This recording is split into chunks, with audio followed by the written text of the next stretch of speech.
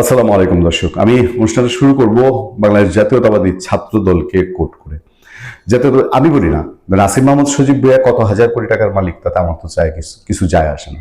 আমি তো আর কি আসিফ মাহমুদ সজীব ভুঁইয়ার কাছে টাকাও চাবো না, আর তার টাকার দিকে আমার কোনো উত্তরাধিকার ভাগ নেই, আমার কোনো লোভও নেই। তো কিন্তু তার কত টাকা আছে এটা জানতে ইচ্ছা করে, কারণ হলো উপদেষ্টা হওয়ার আগে 5 আগস্ট 2024 আগে পরে তার তো কিছু থাকার কথা ছিল না। অ্যাটলিস্ট একটা মানুষকে তো দেখেছি আমরা। ধরেন যে এখন বলে যে হ্যাঁ পোশাক দিয়ে সব বিবেচনা করেন না, কিন্তু আসিফ মাহমুদ সজীব ভুঁইয়ার ক্ষেত্রে তো পোশাক দিয়ে বিবেচনা করা যায়। পোশাক, গতর, গা গতর যখন চকচক করে তখন কি বোঝা যায়? ঘি পড়েছে। সুতরাং আসিফ মাহমুদ সজীব ভুঁইয়া যখন এর আগে হোস্টেলের ডাইল খাইতেন, পাতলা ডাইল, আর তারপরে যখন তিনি হাঁসের মাংস না পাইলেন নীলা মার্কেটে, ওয়েস্টিন ছাড়া খান না, তো তখন তো মনেই হইতে পারে যে কোন আলাদিনের চেরাক আসিফ মাহমুদ সজীব ভুঁইয়ার হাতে।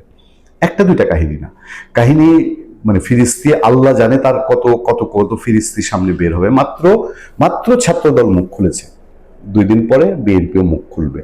এটা লক্ষণ হচ্ছে যে বিএনপি তৎকালীন চেয়ারপারসন বেগম খালেদা জিয়ার পিএস, এখন বর্তমানে চেয়ারম্যান জনাব তারেক রহমানের পিএস সাত্তার সাহেবই তাদের আমলনামা নিয়ে বসে আছে, যে কি কোথা থেকে কোন কোন খাইছে না খাইছে কি অবস্থা সেগুলো তার কাছে নাকি তথ্য প্রমাণ আছে।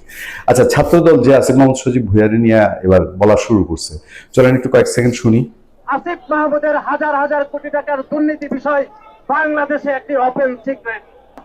এই যে ছাত্রদলের অভিযোগ, এই ছাত্রদলের অভিযোগকে আপনি ফেলে দিতে পারবেন?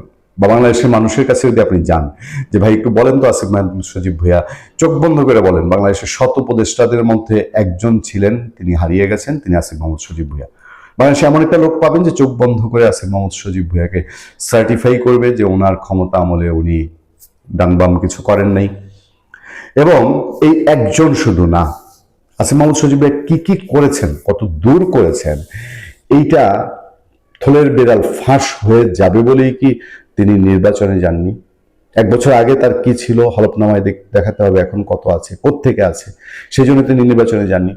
সেইটা ফাঁস হয়ে যাবে বলেই তারা উঠে পড়ে লেগেছে যে বাংলাদেশে এখন নির্বাচন হলে পরে। আমি তো আপনাদেরকে বলি, অনেকবার বলেছি, ধরেন বিএনপি ক্ষমতায় যাওয়ার দরকার নেই, ইভেন তাদের পেয়ারি জামাতে ইসলাম গেলেও আসিফ মাহমুদ সজীব ভুঁইয়ার গ্যারেন্টি নেই।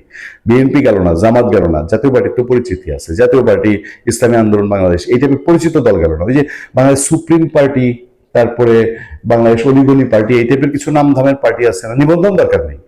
লাল সবুজ পার্টি, যে দেখবেন যে বাসে যাইতে কিছু পোস্টার দেখা যায়, দেশপ্রেম party, Bangladesh people Democratic party, মানে নানান ঢঙের সঙ্গের নাম আছে। এরা কেউ যদি ক্ষমতায় যায়, তারপরে ওই আসিফ মাহমুদ সজীব ভুঁইয়ার ওই ফাইলের টান পড়বে, এই টেনশনটা তাদের ভেতরে আছে বলেই তারা নির্বাচনের দিকে এখন অনীহা এবং নিজের সমস্ত প্রস্তুতি নিয়ে। আসিফ মাহমুদ সজীব ভুঁইয়ার প্রথম খায়েশ জাগছিল তিনি কুমিল্লা থেকে ইলেকশন করবেন, মুরাদনগর থেকে, এটা অনেকেই বিশ্বাস করেন। তারপরে ঢাকা 10 থেকে চেয়েছিল, বিএনপির লেজ ধরেছে, হয় নাই।